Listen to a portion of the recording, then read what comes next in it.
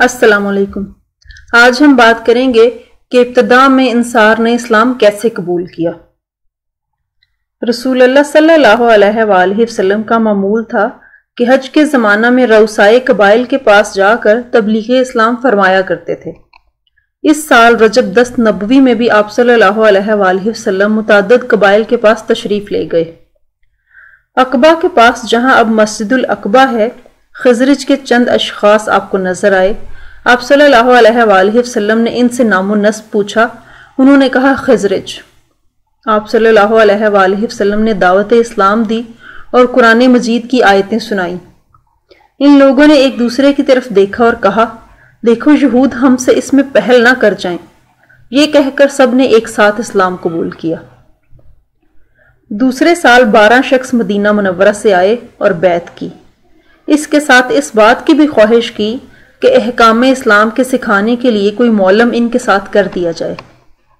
حضرت صلی اللہ علیہ وآلہ وسلم نے مصعب بن عمیر کو اس خدمت پر مامور فرمایا۔ وہ ہاشم بن عبد مناف کے پوتے اور سابقین اسلام میں سے تھے۔ غزوہ بدر میں لشکر کی علم برداری کا منصب انہی کو ملا تھا۔ وہ مدینہ میں آ کر اسد بن زرارہ کے مکان پر ٹھہرے، جو مدینہ کے نہایت معزز رئیس تھے۔ ان کا روزانہ معمول تھا کہ انصار کے ایک ایک گھر کا دورہ کرتے، لوگوں کو اسلام کی دعوت دیتے اور قرآن مجید پڑھ کر سناتے۔ روزانہ 1-2 نئے آدمی اسلام قبول کرتے۔ رفتہ رفتہ مدینہ سے قبا تک گھر گھر اسلام پھیل گیا۔ صرف حتمہ، وائل، واقف کے چند گھرانے باقی رہ گئے۔ قبیلہ اوس کے سردار حضرت سعد بن معاذ تھے۔ قبیلہ پر ان کا یہ اثر تھا کہ ہر کام میں قبیلہ کے لوگ ان کے اشاروں پر چلتے تھے۔ مصعب نے جب ان کے پاس جا کر اسلام کی دعوت دی تو انہوں نے پہلے نفرت ظاہر کی، لیکن جب مصعب نے قرآن مجید کی چند آیتیں پڑھی تو پتھر دل موم ہو گیا۔ ان کا اسلام لانا تمام قبیلہ اوس کا اسلام قبول کر لینا تھا۔ اگلے سال 72 شخص حج کے زمانہ میں آئے اور اپنے ساتھیوں سے جو بت پرست تھے چھپ کر بکام منی عقبہ حضرت صلی اللہ علیہ وآلہ وسلم کے ہاتھ پر بیعت کی۔ اس موقع پر حضرت عباس بھی، جو اس وقت تک اسلام نہیں لائے تھے، حضرت صلی اللہ علیہ وآلہ وسلم کے ساتھ تھے۔ انہوں نے انصار سے خطاب کر کے کہا، گروہ خزرج، محمد صلی اللہ علیہ وآلہ وسلم اپنے خاندان میں معزز اور محترم ہیں۔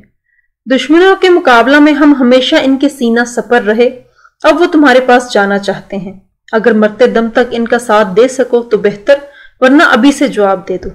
حضرت براء نے حضرت صلی اللہ علیہ وآلہ وسلم کی طرف خطاب کر کے کہا، ہم لوگ تلواروں کی گود میں پلے ہیں۔